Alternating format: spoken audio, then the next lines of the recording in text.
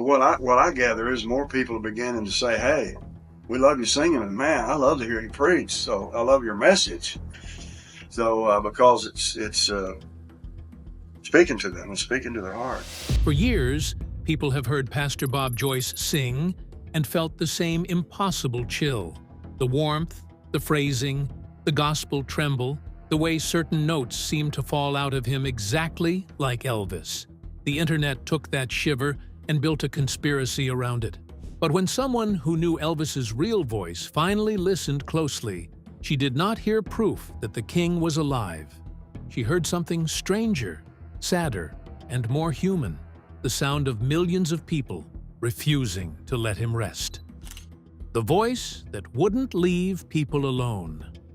Bob Joyce was never supposed to become part of an Elvis mystery. He was a pastor in Benton, Arkansas, singing gospel songs in church, leading worship, preaching, and doing the work of ministry far away from the machinery of celebrity. The videos were simple: a church room, a microphone, a piano, sometimes shaky camera footage from someone in the congregation. Nothing about it looked like a Hollywood reveal. Then people heard the voice. That is where the story changed. For Elvis fans, the resemblance was not casual. It was not the kind of similarity people politely mention when someone sings an old song. Well, it hit deeper than that. Joyce had a rich lower register, a warm gospel delivery, and a certain emotional bend in his phrasing that reminded people of Elvis at his most spiritual, especially when he sang gospel.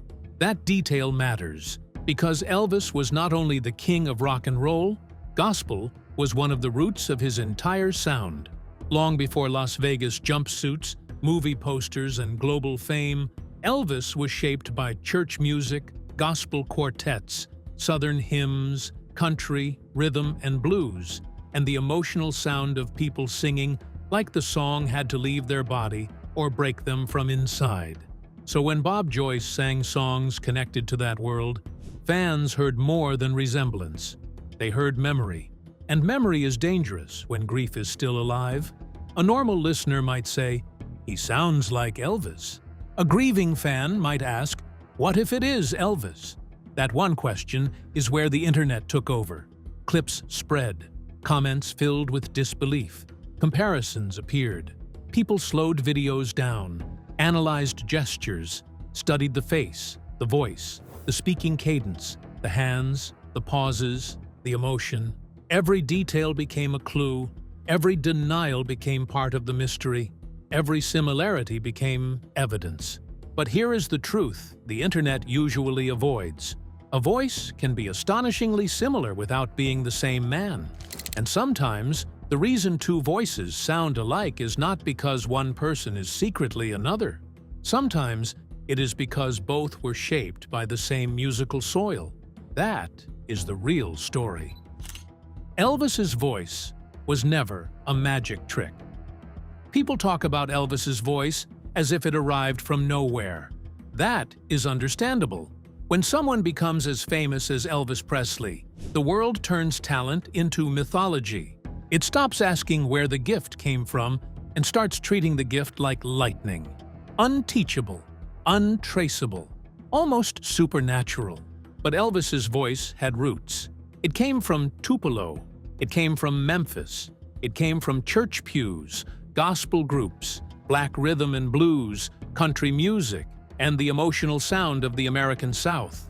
It came from hearing people sing with their whole bodies before fame had polished anything. That is why the Bob Joyce comparison becomes more interesting when you take the conspiracy out of it. The resemblance may not point to a hidden identity.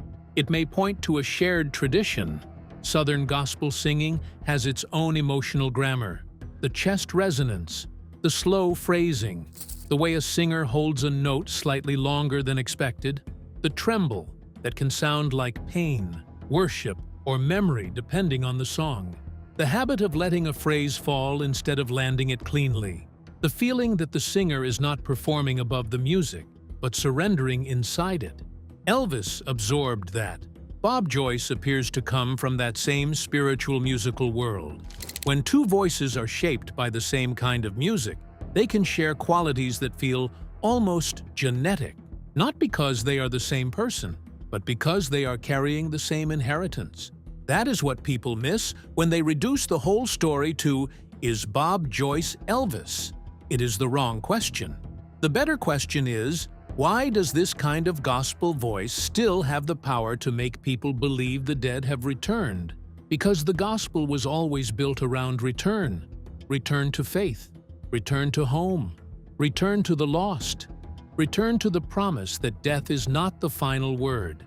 So when a man in Arkansas sings with a sound that reminds people of Elvis, the emotional reaction is not random.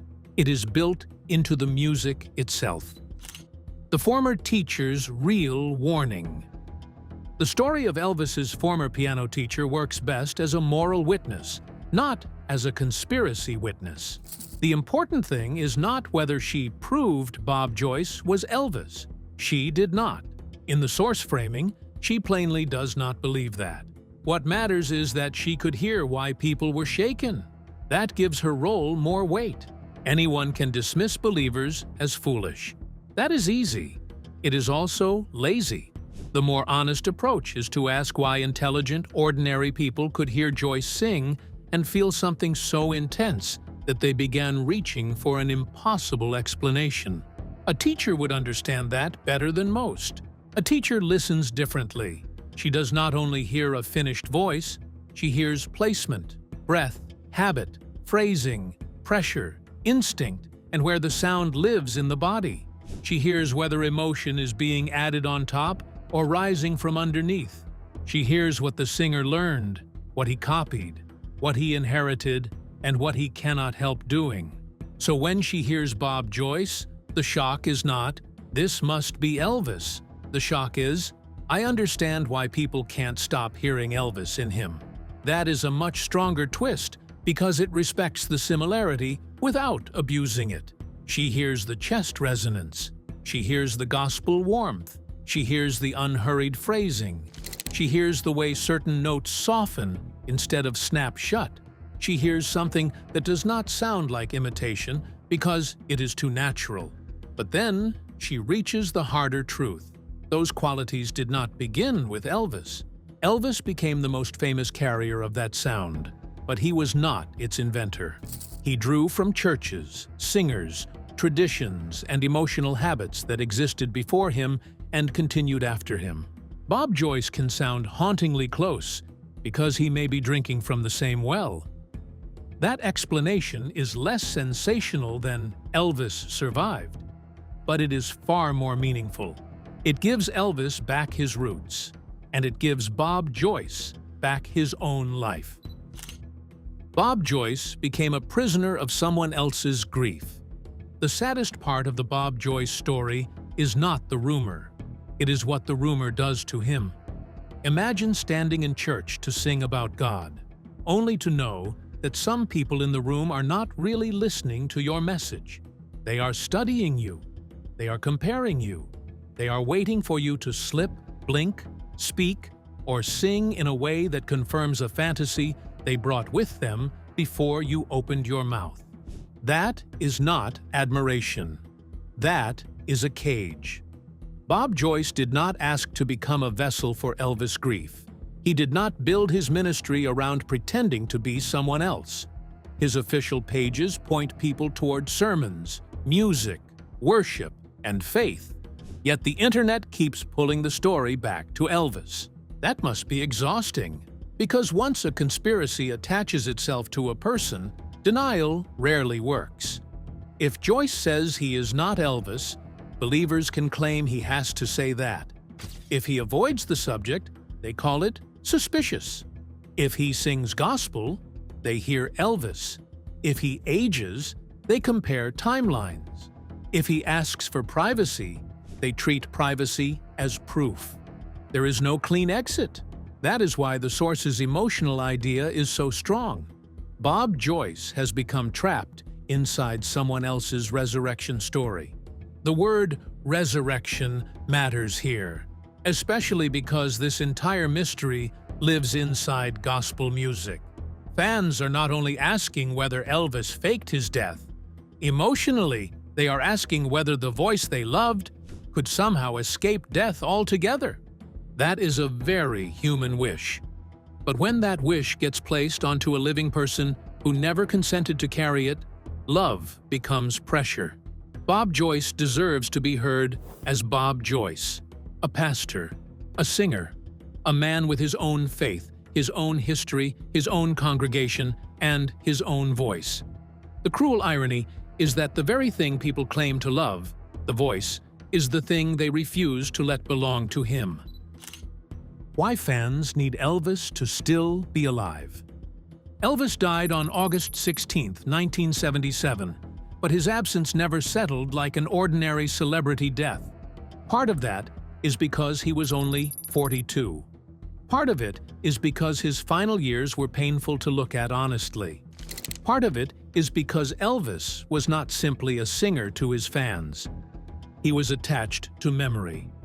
First loves, family living rooms, radios, records, church songs, teenage bedrooms, road trips, grief, worship, rebellion, and youth. When someone like that dies, people do not only lose the performer, they lose the version of themselves that existed when the music first meant everything. That is why Elvis conspiracy theories never fully go away. They are not really about evidence, they are about emotional refusal. The official facts can be clear. The grave can be visited. The biographies can be written. The medical details can be discussed. None of that fully touches the part of a fan that says, "A voice like that cannot just stop." That sentence is not logical. It is grief speaking.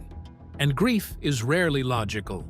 For millions of people, Elvis represented something larger than talent. He represented vitality, beauty, danger, sweetness, faith, sexuality, innocence, rebellion, and sorrow, all trapped in one person. That is too much symbolic weight for any human being to carry, which may be why the real Elvis struggled under it. After his death, the weight did not disappear. It was transferred onto sightings, onto rumors, onto impersonators, onto old photographs, onto men who looked like him, onto men who sounded like him, and eventually onto Bob Joyce. That does not make the believers stupid. It makes them human. But humanity still needs responsibility. Loving Elvis does not give anyone the right to rewrite Bob Joyce's life. The similarity is real, but real doesn't mean supernatural. Here is where the script needs to be careful. The similarity between Bob Joyce and Elvis can be acknowledged without turning it into proof. That balance is everything. If the script mocks the resemblance, viewers who hear it will reject the script. They know what they heard. The voice really can be startling. The gospel tone really can feel familiar. The phrasing really can trigger that Elvis memory. But if the script treats the resemblance as evidence that Elvis lived under a new identity, it becomes irresponsible. The honest middle ground is stronger. Yes, Bob Joyce can sound remarkably like Elvis. No, that does not mean he is Elvis. There are many reasons voices can overlap. Regional influence, shared musical tradition, age, vocal range, gospel style, song selection, recording quality, and audience expectation. Once a person is told to listen for Elvis, the brain begins catching Elvis-shaped details everywhere. That is how pattern recognition works. We do not hear neutrally. We hear through desire, memory, and suggestion. When millions of fans already want Elvis to be alive, Bob Joyce's voice becomes a screen onto which longing can project itself. The sound is real. The conclusion is not. That is the key distinction. And it makes the story more mature than a simple debunk, because the goal is not to say, "Everyone is wrong, move on." The goal is to say, "You are hearing something real, but you may be naming it incorrectly." What they are hearing is not Elvis secretly alive. They are hearing the gospel's long echo. They are hearing a style Elvis made famous, but did not own. They are hearing a living man whose voice happens to touch the same emotional nerve. Most of all, they are hearing their own grief respond. The price of turning men into myths. Elvis spent his life being turned into something larger than a man. That is part of why people loved him. It is also part of what consumed him. The king, the icon, the voice, the body, the comeback, the jumpsuit, the legend. Those words are powerful, but they flatten a person. They turn a complicated human being into a symbol that fans can use for whatever they need. Joy, escape, nostalgia, faith, sadness. Proof that the past was better. Proof that beauty once walked on stage and sang directly to them. Elvis gave the world music. The world gave him mythology in return. That mythology did not end with his death. It grew larger because death removes the person's ability to correct the story. Elvis could no longer say, "That is not me." He could no longer disappoint people by being human. He became available for endless reinvention. That is how myths work. They preserve, but they also distort. Now, Bob Joyce is caught in a smaller version of the same machine. People see him, hear him, and turn him into a symbol, not because of who he says he is, but because of what they need him to represent. The tragedy is that bringing Elvis back risks doing to Bob Joyce what fame did to Elvis, turning a real man into a role. Bob becomes proof. Elvis becomes the man who never died. And the music becomes a clue board. Everyone loses. Elvis loses the dignity of being remembered honestly. Bob loses the dignity of being heard as himself. Fans lose the chance to grieve and heal. The conspiracy proves only that the myth remains hungry. What Elvis would have wanted us to hear. Elvis's relationship with gospel music was not a side note. It was central. His 3 Grammy wins were for gospel recordings, and that fact says something important. For all the rock and roll image, the rebellious hips, the movies, the Vegas spectacle, and the pop culture explosion, the awards that recognized his singing most formally came through sacred music. That is not accidental. Gospel gave Elvis a place to be emotionally unguarded. When he sang gospel, there was often less performance armor. The songs allowed him to sound vulnerable, reverent, wounded, and grateful. Fans who only know the myth sometimes miss that. The king image is loud. Gospel Elvis is more intimate. That is why Bob Joyce's gospel singing hits so hard. It does not remind people of Elvis at his most commercial. It reminds them of Elvis at his most sincere. And sincerity is what fans miss most. They do not only want the celebrity back, they want the feeling back. The feeling that a human voice could cut through noise and make life seem briefly holy. But maybe the better way to honor Elvis is not to insist he never died. Maybe it is to protect the music from being turned into evidence. A gospel song is not a clue. A familiar voice is not a resurrection. A resemblance is not a miracle. If Elvis's music still moves people, then something of him is already alive in the only way that matters artistically. Not hidden in Arkansas, not disguised under another name. Alive in recordings, memory, influence, and every singer who learned from the same tradition. That is enough. It has to be enough, because asking for more can become unfair to the dead and cruel to the living. The real confession. So what did Elvis's former piano teacher really reveal? Not that Bob Joyce is Elvis. Not that the internet solved a 50-year mystery. Not that the king escaped death and hid inside a church in Arkansas. Her real confession was more painful. Bob Joyce sounds like Elvis because Elvis was never only Elvis. He was the brightest flame from a much larger fire. He carried gospel, country, blues, church music, Southern sorrow, and American longing through a voice the world never forgot. Bob Joyce's voice touches some of those same sources, which is why people feel the shock before they can explain it. The resemblance is not meaningless. It is just not proof. It is a reminder that voices do not belong only to individuals. They belong to traditions. They travel through churches, families, regions, songs, and memories. One singer can make a sound famous, but he cannot own every future echo of it. That is why the Bob Joyce mystery is both understandable and unfair. Understandable because the similarity is emotionally powerful.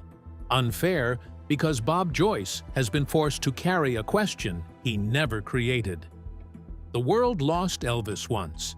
It should not lose Bob Joyce by refusing to let him be himself. That is where the story lands. The most loving thing fans can do is not search for Elvis in another man's face. It is to listen to the music Elvis left behind and let that be real. Let Bob Joyce sing in his own name. Let Elvis rest in his. Because grief that cannot let go eventually stops honoring the person it claims to love. It starts using them. And Elvis Presley was used enough while he was alive. Bob Joyce may sound hauntingly close to Elvis, but that does not mean he is Elvis. It means the gospel tradition that shaped Elvis still echoes through other voices, and fans still miss the man badly enough to hear resurrection in resemblance. Like this video, subscribe to the channel, and comment on what you hear when Bob Joyce sings Elvis, gospel influence, or grief refusing to let go.